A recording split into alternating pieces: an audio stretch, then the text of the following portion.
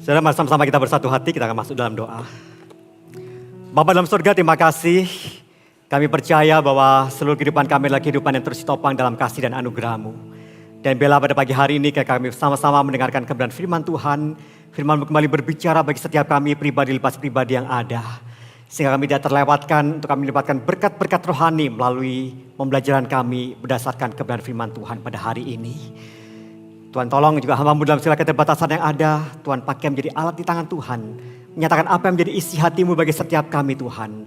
Agar setiap firman yang disampaikan ini menjadi berkat bagi setiap jemaat Tuhan yang ada. Bahkan hamba-Mu secara pribadi. Bahkan seluruh setiap kami hadir pada hari ini Tuhan. Kami dapat melihat betapa Engkau telah menuntun jalan kehidupan kami. Agar melalui firman ini kami dapat berjalan sesuai dengan kebenaran-Mu. Terima kasih Tuhan, terima kasih. Berbicaralah pada kami siap untuk mendengarkannya. Di dalam nama Tuhan Yesus Kristus kami berdoa dan kami mengucap syukur. Amin. Shalom saudara. Ya, saya mengucap syukur kalau Tuhan memberikan kesempatan saya dapat kembali lagi ke Bali saudara setelah 6 minggu gitu ya. Satu perjalanan yang bagi kami cukup lama gitu ya. 6 minggu ada di Pineng saudara dan saat ini dapat kembali berjumpa dengan saudara-saudara seiman. Terima kasih untuk setiap doa-doa tulus yang telah saudara panjatkan bagi saya. Itu menjadi sebuah kekuatan dari Tuhan untuk saya terus dapat menjalani setiap proses yang ada. Ya. Dan biarlah hari ini kita kembali dapat melihat satu sukacita yang besar karena Tuhan telah bekerja luar biasa dalam kehidupan setiap kita saudara. Saudara, mulai bulan ini saudara, firman Tuhan akan mengupas dari kitab 1 Korintus. Ya, mulai bulan ini saudara. Dan kita akan memulainya dari 1 Korintus pasal yang pertama, ayat yang pertama hingga ke-9.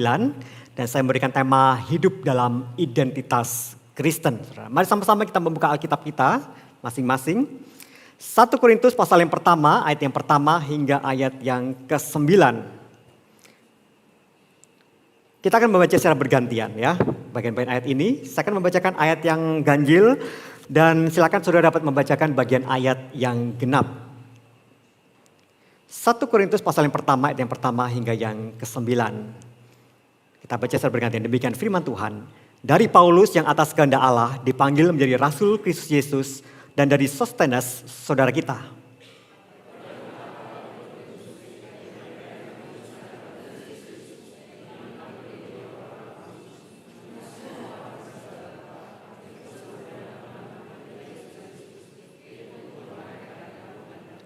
Anugerah dan damai sejahtera dari Allah, Bapa kita dan dari Tuhan Yesus Kristus menyertai kamu.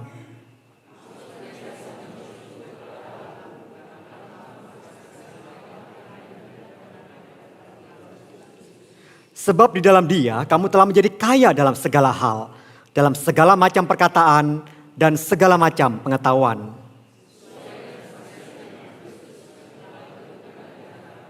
Demikianlah kamu tidak kekurangan dalam karunia apapun sementara kamu menantikan penyataan Tuhan kita Yesus Kristus.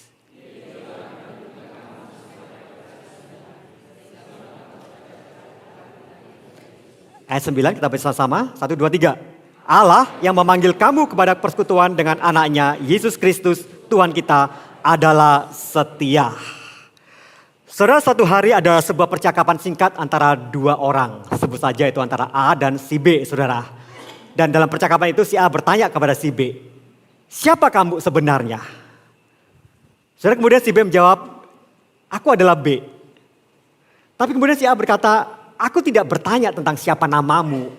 Aku tuh bertanya, siapa kamu? Dan kemudian si B mulai menjawab, aku adalah seorang pegawai swasta. Dan kemudian dikatakan, aku juga tidak bertanya apa profesimu. Aku tuh bertanya, siapa kamu? Dan kemudian dengan gelagapan, dengan kebingungan, ya, kemudian si B kemudian berkata, aku adalah seorang laki-laki. Tapi kemudian si A kemudian berkata, aku juga tidak bertanya apa jenis kelaminmu. Karena aku tanyakan adalah, siapa kamu? Gitu ya. Nah saudara, pertanyaan siapa kamu itu sebenarnya satu pertanyaan yang kita anggap adalah satu pertanyaan yang mudah. Karena apa? Kan tentu saja kita bisa melihat identitas kita dalam KTP atau dalam KK kita, saudara. Kita bisa menyebutkan identitas siapa kita sebenarnya, saudara. Tetapi sebenarnya pertanyaan siapakah kamu adalah satu pertanyaan yang tidak semudah itu kita pahami. Bahkan dalam dunia filsafat, saudara, Maka pertanyaan ini adalah satu pertanyaan dalam kategori pertanyaan yang disebut dengan pertanyaan ontologis. Apa itu pertanyaan ontologis? Saudara, kata ontologis itu berasal dari bahasa Yunani gitu ya. Ada dua kata, kata ontos dan logos. Ontos itu artinya berada atau keberadaan atau yang ada. Dan logos itu adalah ilmu, saudara. Firman atau ilmu gitu ya, perkataan atau ilmu. Ya. Jadi ontologi itu merupakan satu ilmu atau teori yang mempelajari mengenai wujud yang ada. Dan fungsi dari ontologi itu adalah mengetahui esensi yang terdalam ya, dari suatu hal yang sudah ada. Yaitu fungsinya untuk mengetahui apa yang terdalam, yang paling hakikat ya, dari sesuatu yang sudah ada itu, saudara. Nah, saya memberikan contoh di setiap kita supaya kita nggak bingung ya dengan sebutan ontologi ini. Contohnya, saudara, misalnya kita itu punya sahabat sejak SD ya. Waktu SD kita punya sahabat karib di SD, saudara. Tetapi kemudian kita berpisah satu dengan lainnya hingga sampai 25, 30, 35 tahun kemudian kita bertemu lagi dengan orang yang sama, saudara. Tentu saja ketika kita bertemu dengan orang yang sama, maka secara fisik berubah. Teman kita mungkin lebih gemukan, teman kita mungkin lebih cakep gitu ya, teman kita mungkin lebih terlihat tua atau apapun itu. Tetapi secara bentuk fisik tentu saja dia berubah. Dulu SD seperti begini, waktu dia sudah 35 tahun kemudian dia sudah berubah.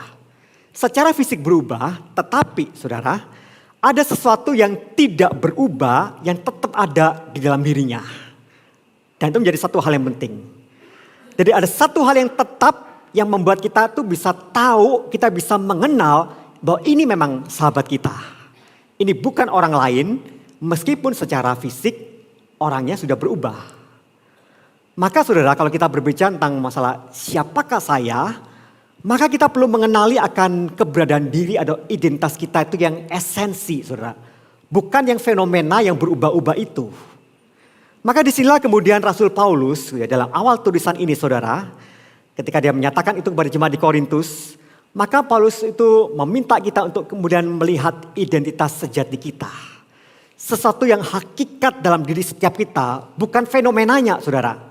Bukan yang berubah, sesuatu yang sangat mendalam, sesuatu yang sangat esensi dalam diri setiap kita. Dan kita harus melihat itu dalam kacamata Allah. Karena apa? Karena Allah adalah yang menciptakan kita di dalam Kristus Yesus.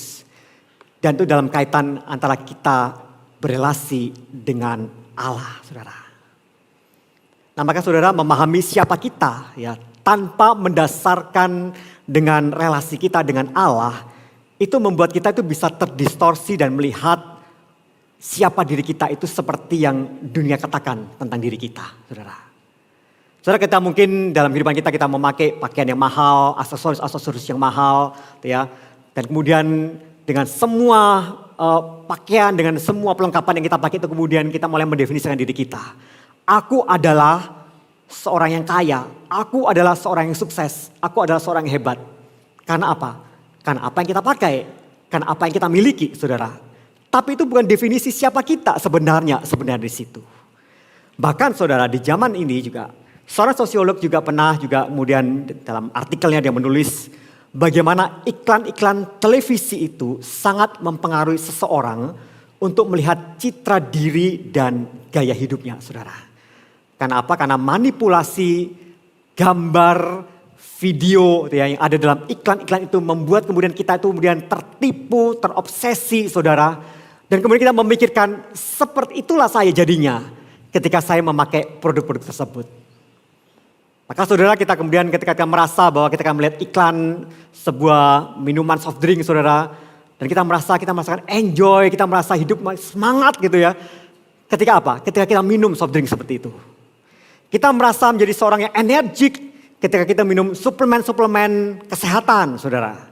Kita menjadi pribadi yang kemudian seperti seorang eksekutif ketika kita memakai arloji, gitu ya, seperti yang ada dalam iklan itu. Itu menjadi sebuah tipuan-tipuan yang seringkali ada dalam kehidupan setiap kita dan itu seringkali terjadi dalam kehidupan setiap kita. Sehingga kita kemudian merasa terobsesi, kita merasa kemudian berpikir saya itu sama seperti yang apa iklan itu katakan bagi saya. Dan itu menjadi satu hal yang menarik bagi setiap kita. Bahwa siapa diri kita kemudian ditentukan oleh iklan. Siapa diri kita ditentukan oleh dunia ini, saudara. bukan yang esensi, bukan yang hakikat yang sebenarnya yang ada dalam kehidupan setiap kita. Itulah mengapa hari ini kita perlu belajar, kita perlu mengetahui siapa diri kita, identitas kita itu dari apa. Kita bisa melihat identitas kita itu dari relasi kita dengan Allah yang menciptakan kita itu, saudara.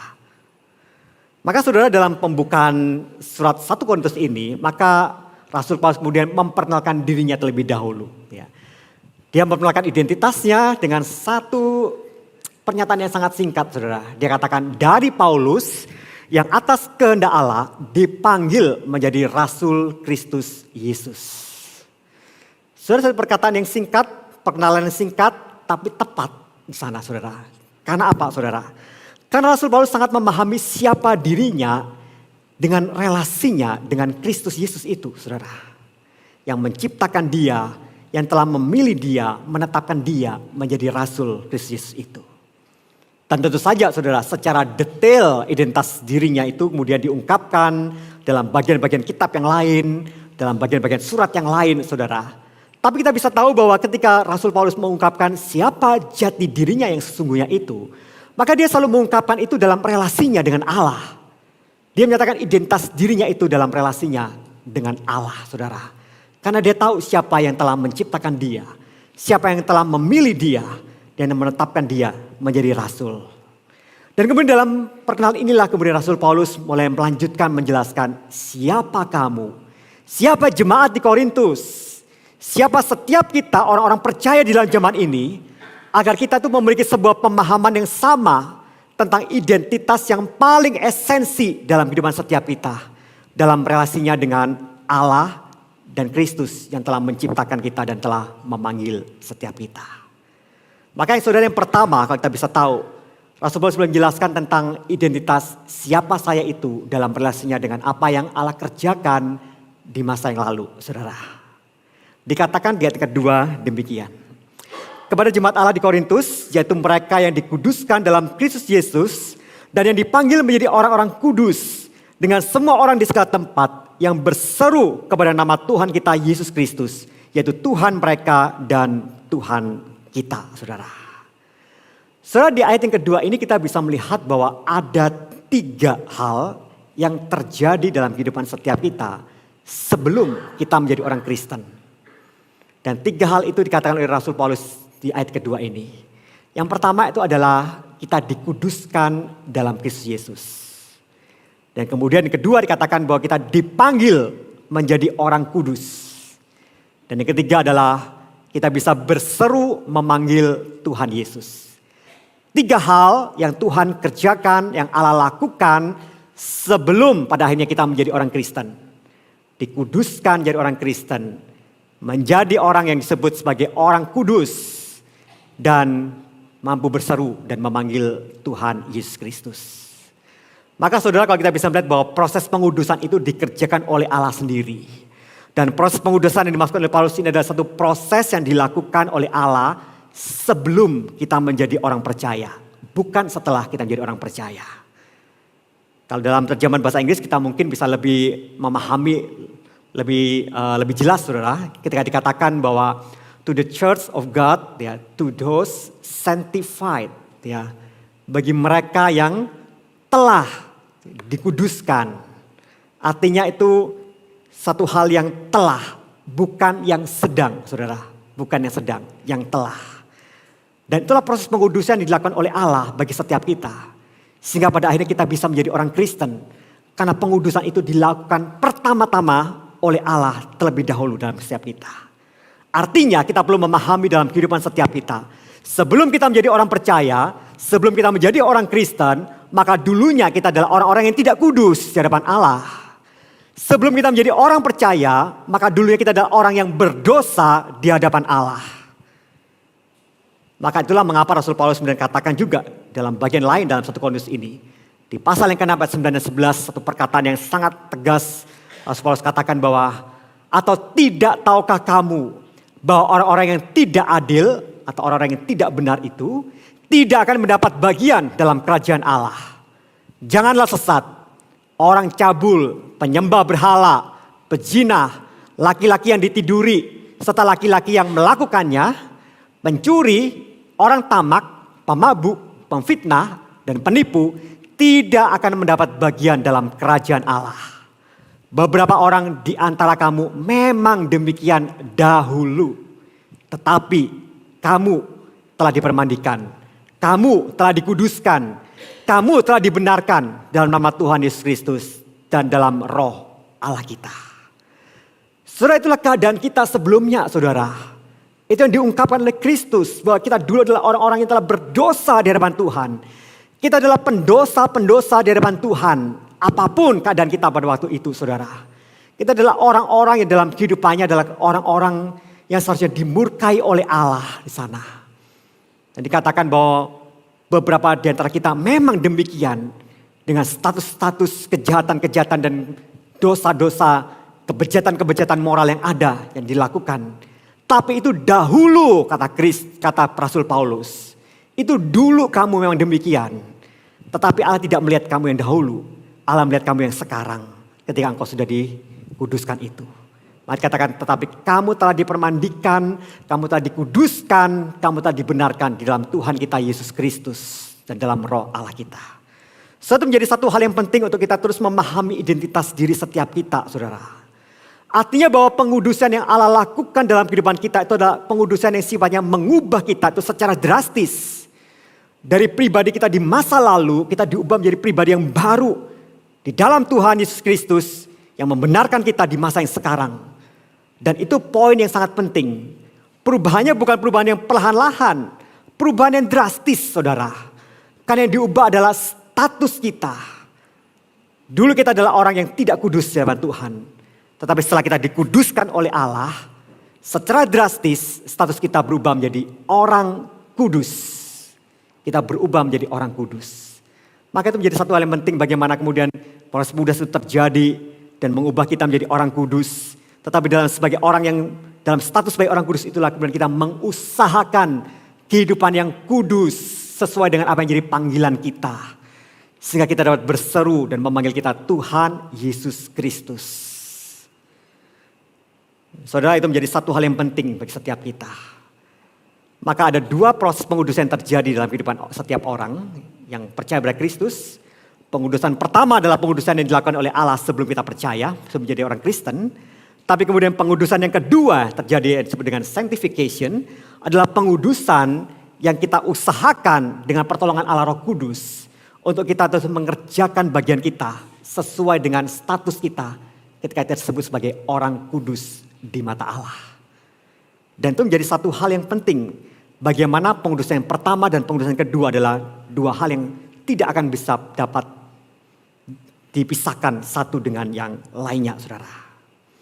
Saudara, itulah menyapa pengudusan yang Allah lakukan dalam kehidupan setiap kita itu membuat kita itu harusnya memiliki kehidupan yang selaras dengan identitas kita.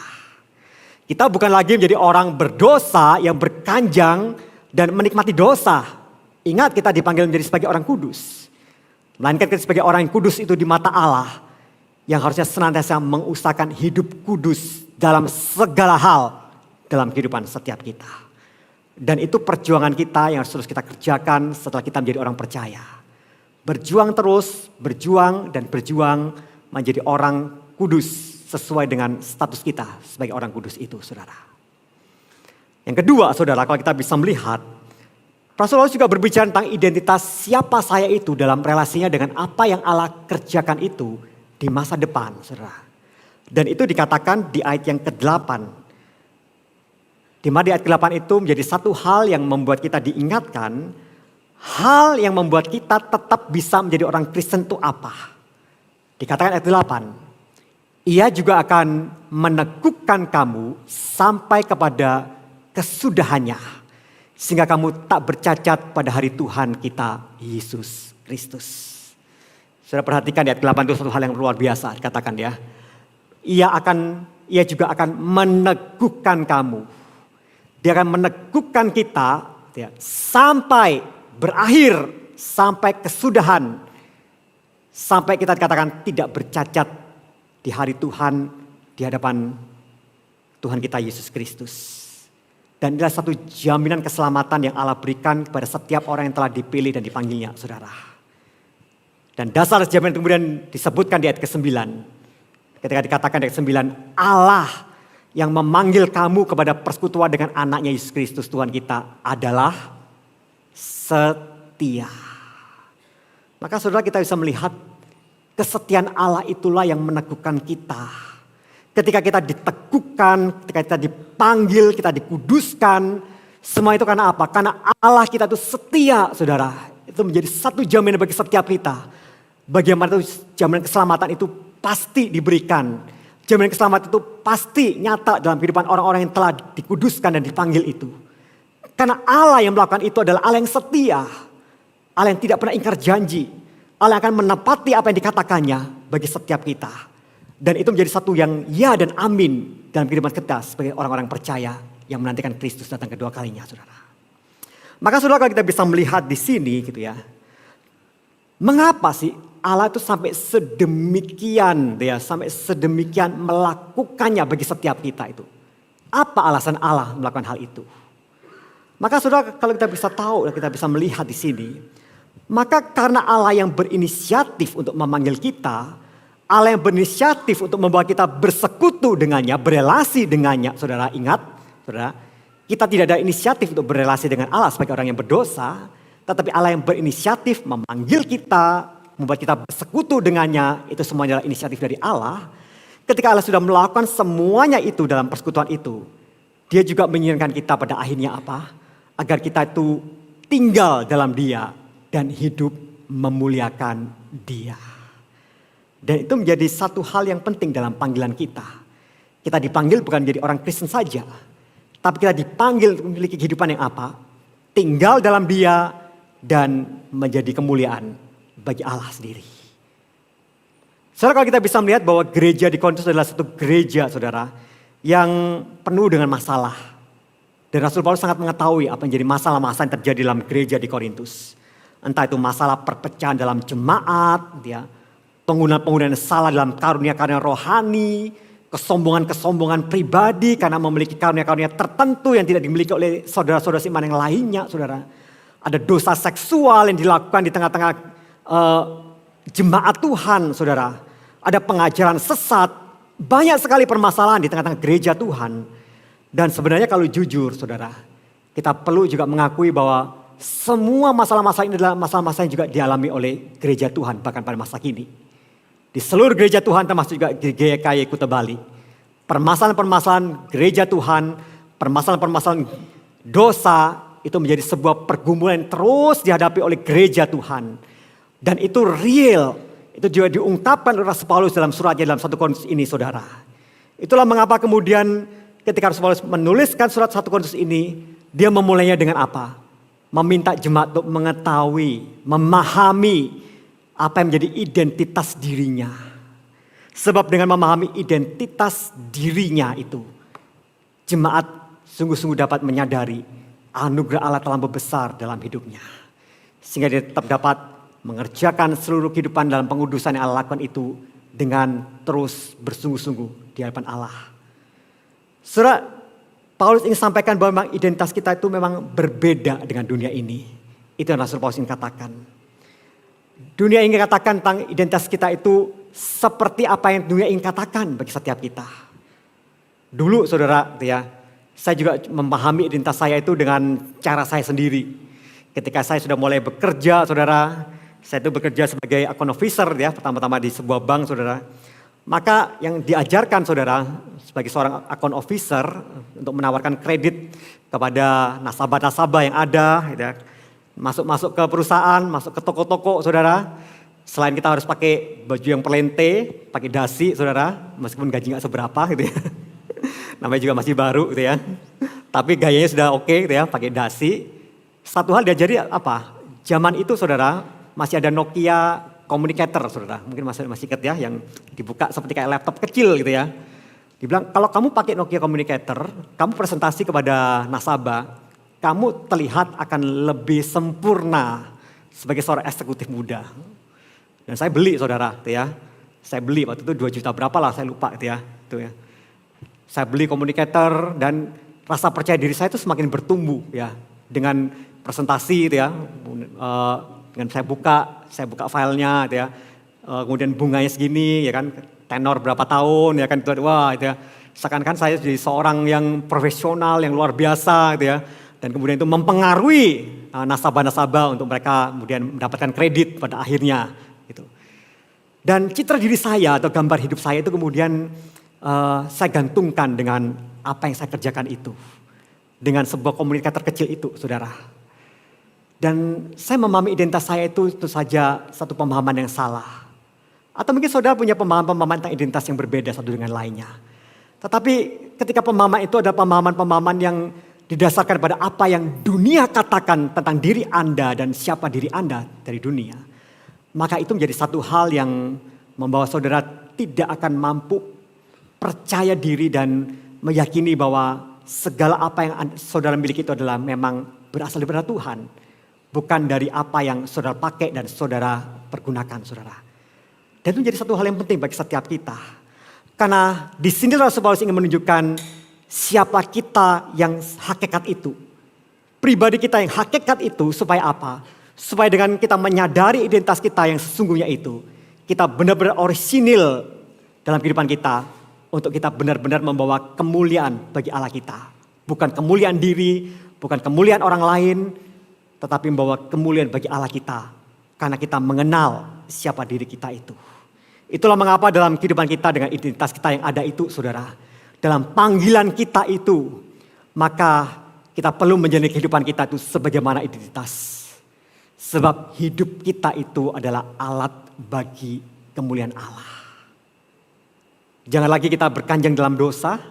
Jangan lagi kita melihat apa yang dunia katakan tentang kita. Tapi lihatlah apa yang Allah katakan tentang siapa diri kita. Kita adalah orang yang telah dikuduskan. Kita dipanggil sebagai orang kudus. Dan dalam panggilan kita sebagai orang kudus itu kemudian ada tujuan terbesar yang Allah ingin kerjakan dalam kehidupan setiap kita. Agar hidup kita menjadi alat bagi kemuliaan Allah.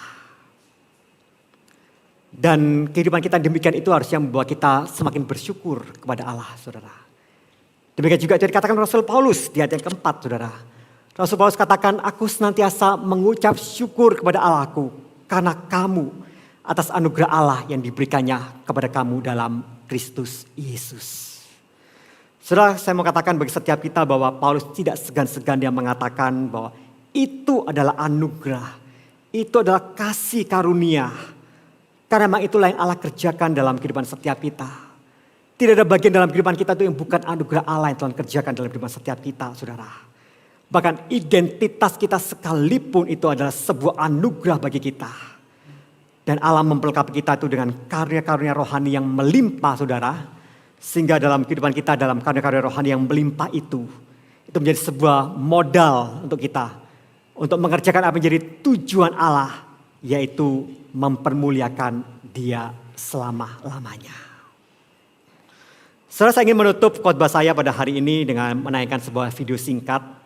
Video ini pertama-tama di-share oleh rekan kita ya, oleh Dedi gitu ya, dikirim via WA kepada saya untuk menguatkan saya dalam proses medis ketika saya ada di Penang, saudara gitu ya.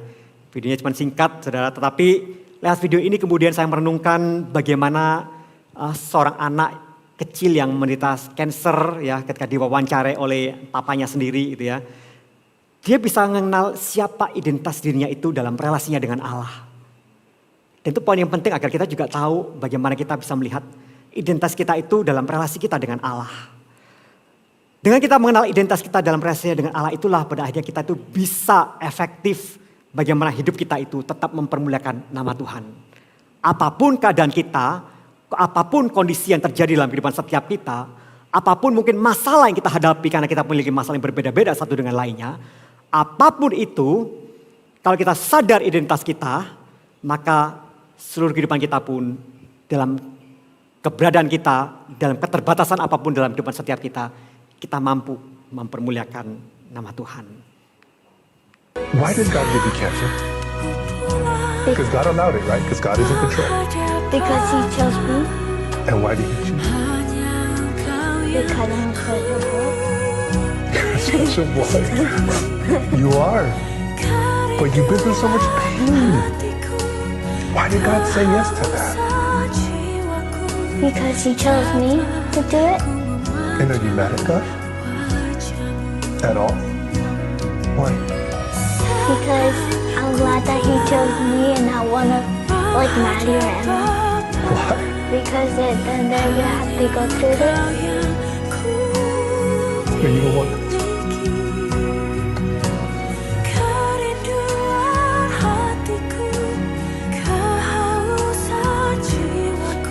Why is Daddy?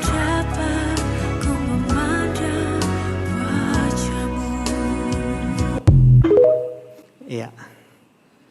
Saudara, ini satu video singkat ya, video TikTok singkat saudara bagi setiap kita. Tapi satu hal yang penting dalam kehidupan setiap kita bisa menyadari bahwa ketika anak ini mengetahui bahwa apapun yang ada dalam kehidupan dia, Tuhan telah memilih dia, Tuhan memakai dia, itu menjadi satu sarana, satu alat bagi kemuliaan nama Tuhan. Dia sadar bahwa Tuhan tidak memilih Emma, Evelyn atau siapapun orang-orang di luar dia.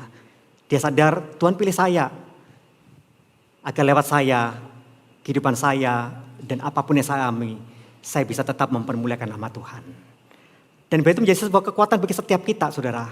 Ketika saudara menanggung ada begitu banyak permasalahan dalam kehidupan saudara. Entah saudara mengalami permasalahan fisik, kesehatan, permasalahan ekonomi saat ini saudara. Permasalahan di tengah-tengah keluarga, kehidupan anak mungkin yang tidak berjalan dengan baik, dengan lancar. Apapun itu yang terjadi dalam kehidupan saudara. Saudara percayalah bahwa itu adalah proses yang telah Tuhan kerjakan buat saudara. Proses yang saudara harus lakukan agar dalam apapun itu, saudara masih bisa membuat Tuhan itu dipermuliakan. Dan itu satu hal yang penting agar kita sadar keberadaan diri kita itu di hadapan Tuhan. Saudara, identitas kita sebagai orang yang kudus oleh Tuhan itu juga terwujud dalam keseharian setiap kita. Karena itu ada satu hal yang tidak dapat dipisahkan dalam kehidupan kita. Itu adalah anugerah Tuhan yang telah Tuhan kerjakan bagi kita lewat Kristus Yesus di atas kayu salib. Dan kayu salib itu telah menanggung semuanya, menguduskan kita, membenarkan kita, dan menjadikan kita agar kita bisa mempermuliakan Dia. Tidak mudah kita menjalani kehidupan yang seperti itu, saudara. Hidup kudus di tengah-tengah dunia yang gak kudus. Hidup kudus di tengah dunia yang penuh dengan kecurangan, di tengah-tengah dunia yang penuh dengan dosa dan permasalahan-permasalahan yang lain yang ada. Tapi satu hal yang perlu diingatkan, apa yang dikatakan oleh Rasul Paulus ayat ke-9. Bahwa Allah yang menguduskan kita, Allah yang meneguhkan kita, Allah yang memanggil kita, Allah yang memilih kita, Dia adalah Allah yang setia. Percayalah kepada Allah yang setia itu. Mari kita bersatu hati, kita masuk dalam doa. Tuhan, terima kasih untuk firman Tuhan yang Tuhan sampaikan lewat Rasul Paulus bagi setiap kami pada zaman ini. Terima kasih karena kami diingatkan kembali akan identitas diri kami sebagai orang yang percaya kepadamu. Terima kasih untuk anugerah yang luar biasa yang telah Tuhan kerjakan bagi kami orang-orang pendosa ini. Sehingga kami dikuduskan dan dipanggil sebagai orang kudus. Bukan karena kami baik, bukan karena kami kudus. Bukan kami telah mengerjakan hal-hal yang luar biasa. Tapi karena karya Kristus dan kayu salib yang telah memampukan kami menjadi orang kudus itu. Tapi menjadi satu bagian kami karena kami sadar bahwa itu menjadi panggilan hidup kami Tuhan. Mengusahakan hidup kudus itu dalam keseharian hidup kami hari lepas hari.